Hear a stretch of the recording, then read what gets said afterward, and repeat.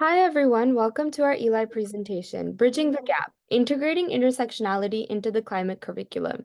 My name is Sia Singh. I'm a third-year environmental science student from India. And I'm Jesus as a second-year environmental studies and economics double major from Chile. Since Jesu and I both come from international backgrounds, we are very passionate about issues relating to climate change, specifically issues related to climate justice. We would like to start our presentation by giving a brief overview over what climate justice is. This is basically a concept that addresses climate change as an ethical and political issue focusing on social, economic, and racial inequalities. While climate change is an effect that is a problem that is faced worldwide, certain marginalized communities, specifically women in the global south and communities of color in countries such as the US, bear the brunt of this effect. 70% of the population that lives below the poverty line are women. Since they do not have equal access to education or infrastructure, they are the most vulnerable to climate disasters. Furthermore, marginalized communities that tend to be low income, often immigrant communities in the US, live a lot closer to polluting industries, again, making them a lot more vulnerable to climate change disasters.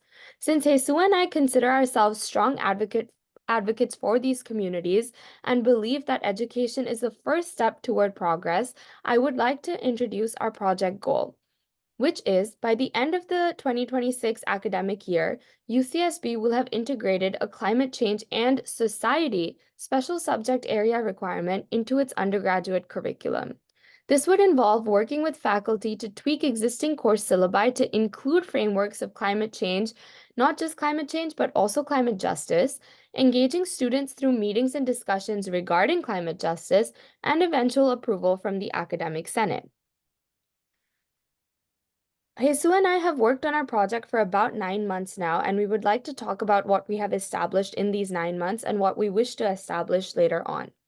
The first step was conducting a plethora of educational interviews. Jesu and I have collected over 25 interviews with distinguished students, faculty, as well as organizations, not just at UCSB, but also at UC San Diego and UC Santa Cruz, as these two schools have had successful parallel efforts in establishing a climate change general education requirement.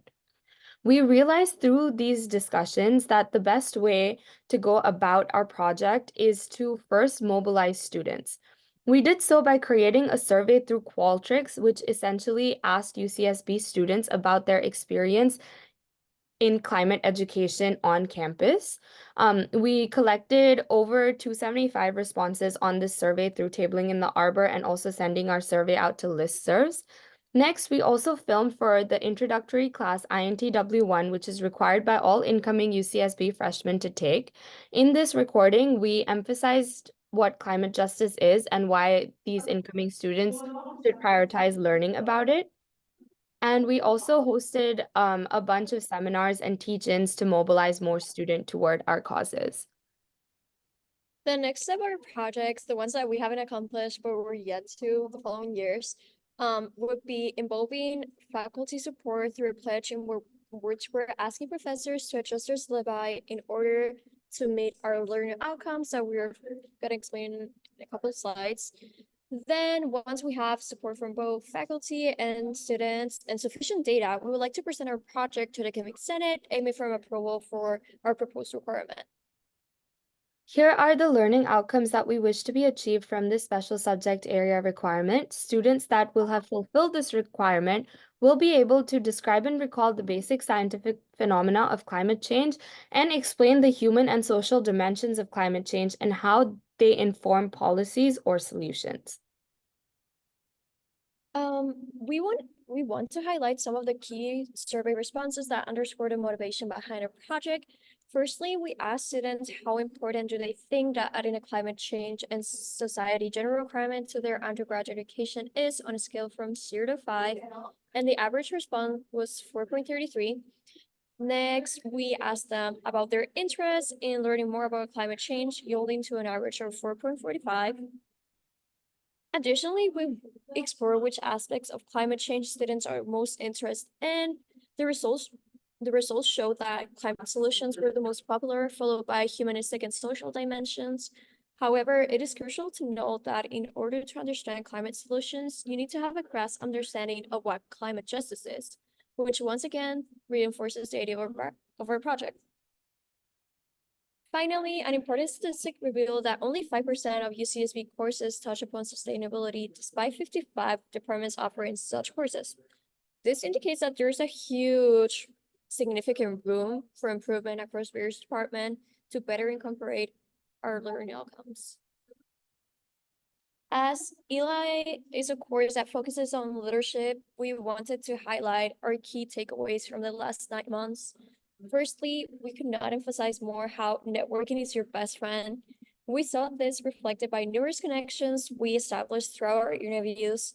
These connections did not only provide us with diverse perspective, but it also helped us build strong connections that is crucial for the success of our project, since it's basically what we're aiming for. Secondly, understanding your audience was a crucial factor as we learned how to approach different stakeholders and how to shape our materials around them. For example, for students, we offer them money as an engagement since they better interact with that, and professors with statistics since they better respond with those type of information. Next, I would like to emphasize how to make teamwork efficient dream work. Jesus and I have been working together for these last 9 months. Together, we've applied for the IRCA grant, which is how we were able to fund incentives for students to be able to take our survey. We've learned a lot about each other's working styles, and more specifically, we've learned how to adapt to each other's working styles to reach our outcomes extremely efficiently. And lastly, I would like to point out that change can be extremely difficult but worth it. Since we have decided to tackle such a mountainous goal, it has been really difficult to see physical progress in these last 9 months, which has led to a lot of disheartenment on both our sides. But it's really important to be there for each other and remind each other why we took on this project because we are so passionate about it. And yeah, it's just important to stick by each other. We wanted to end by saying that incorporating climate justice into our academic curriculum is not just an educational imperative, it is a moral duty to equip our students to build a fair and sustainable future. We must ensure that our institution becomes a beacon of equity and resilience in the face of a global challenge as ugly and widespread as climate change. Thank you so much for hearing us out. Your Thank you. socials. Thank you.